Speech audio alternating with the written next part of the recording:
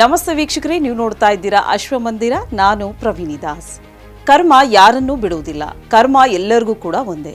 ಕರ್ಮಕ್ಕೆ ಅನುಗುಣವಾಗಿ ಶಿಕ್ಷೆ ಅನುಭವಿಸಲೇಬೇಕು. ಇದನ್ನ ಈ ಒಂದು ಕಥೆಯ ಮೂಲಕ ತಿಳಿಯೋಣ ಬನ್ನಿ. ಯಮನು ವಿಧುರನಾಗಿ ಹುಟ್ಟಿದಂಥ ಕಥೆ ಇದು. ಪೈಠಾನ್ ನಗರದ ರಾಜನು ತನ್ನ ದೇಶದಲ್ಲಿ ಕಳ್ಳತನ ಮಾಡಿದ ಒಬ್ಬ ಕಳ್ಳನಿಗೆ ಶೂಲಕ್ಕೇರಿಸುವ ಶಿಕ್ಷೆಯನ್ನ ವಿಧಿಸ್ತಾನೆ. ಕಳ್ಳನನ್ನ ಶೂಲಕ್ಕೇರಿಸಲು ಕರೆದುಕೊಂಡು ಹೋಗುತ್ತಿರುವಾಗ ಆ ಕಳ್ಳನು ತಪ್ಪಿಸಿಕೊಂಡು ಹೊಡೆಯುವುದ.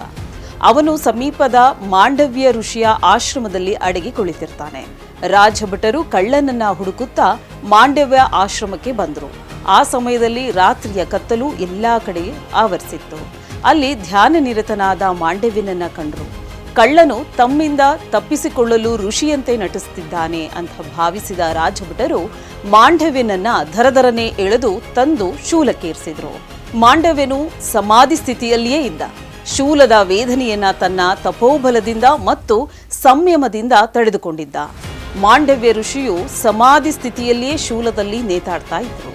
ಹೀಗೆ ರಾತ್ರಿ ಕಳೆದು ಬೆಳಗಾಯಿತು. ಶೂಲಕ್ಕೇರಿದವನು ಕಳ್ಳನಲ್ಲ, ಮಾಂಡವ್ಯ ಋಷಿ ಎಂದು ತಿಳಿದ ರಾಜನು ಆತನನ್ನ ಶೂಲದಿಂದ ಕೆಳಗಿಳಿಸಿ ಅವನಲ್ಲಿ ಕ್ಷಮೆ ಬೇಡುತ್ತಾ ಆತನಿಗೆ ನಡೆದ ಸಂಗತಿಯನ್ನೆಲ್ಲ ಅರಿಕೆ ಮಾಡಿಕೊಂಡನು. ಆದರೆ ಶೂಲಕ್ಕೇರಿದ ನೋವಿನಿಂದ ಮಾಂಡವ್ಯನು ಮರಣವನ್ನ ಹೊಂದುತ್ತಾನೆ. ಶೂಲಕ್ಕೇರಿದ ನೋವಿನಿಂದ ಬಳಲುತ್ತಾ ಪ್ರಾಣವನ್ನ ಬಿಟ್ಟ ಮಾಂಡವ್ಯನು ಯಮಲೋಕಕ್ಕೆ ಹೋಗಿ ಯಮನನ್ನ ಕುರಿತು, ಹೇ ಯಮನೇ, ನನ್ನ ಯಾವ ತಪ್ಪಿಗಾಗಿ ನಾನು ಶೂಲದ ಮೇಲೆ ನೇತಾಡಿ ಪ್ರಾಣವನ್ನ ಬಿಡುವಂತಾಯಿತು ಅಂತ ಕೇಳ್ತಾನೆ.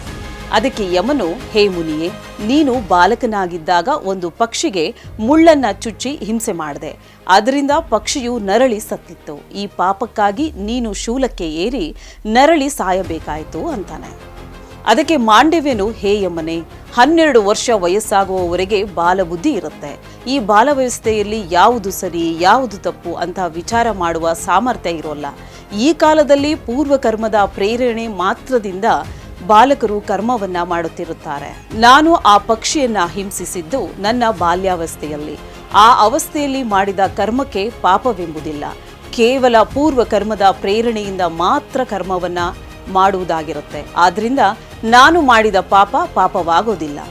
ಹೇ ಯಮಧರ್ಮನೇ, ನೀನು ಸರಿಯಾಗಿ ಕರ್ಮಭಾರವನ್ನ ತೂಗಲಿಲ್ಲ. ನಿನ್ನಿಂದ ತಪ್ಪಾಗಿದೆ. ನೀನು ನನಗೆ ಶೂಲದ ಶಿಕ್ಷೆಯನ್ನ ನೀಡಿ ಪಾಪವನ್ನ ಮಾಡಿದ್ದೀಯ. ಈ ಪಾಪದ ಫಲವಾಗಿ ನೀನು ಭೂಲೋಕದಲ್ಲಿ ದಾಸೀಪುತ್ರನಾಗಿ ಜನ್ಮ ತಾಳುವಂತಾಗ್ಲಿ ಅಂತ ಶಾಪವನ್ನ ನೀಡ್ತಾನೆ. ಈ ಶಾಪದ ಫಲವಾಗಿಯೇ ಯಮನು ವಿಧುರನಾಗಿ ಜನ್ಮ ತಾಳ್ಬೇಕಾಯಿತು.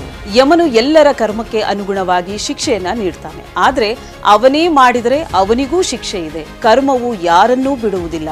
ಕರ್ಮವನ್ನ ಅಳೆಯುವುದು ಮತ್ತು ಅದರ ಗತಿಯನ್ನು ಅರ್ಥ ಮಾಡಿಕೊಳ್ಳುವುದು ಅತ್ಯಂತ ಕಠಿಣವಾದುದು. ಆದ್ದರಿಂದ ಧರ್ಮಶಾಸ್ತ್ರದ ಆಳದಿಂದ ಅಧ್ಯಯನ ಮಾಡಿದವರಿಗೆ ಈ ಕರ್ಮ ಮರ್ಮವು ತಿಳಿಯುತ್ತೆ. ಇದಾಗಿತ್ತು ಇವತ್ತಿನ ವಿಶೇಷ ಕಾರ್ಯಕ್ರಮ. ಧನ್ಯವಾದಗಳು.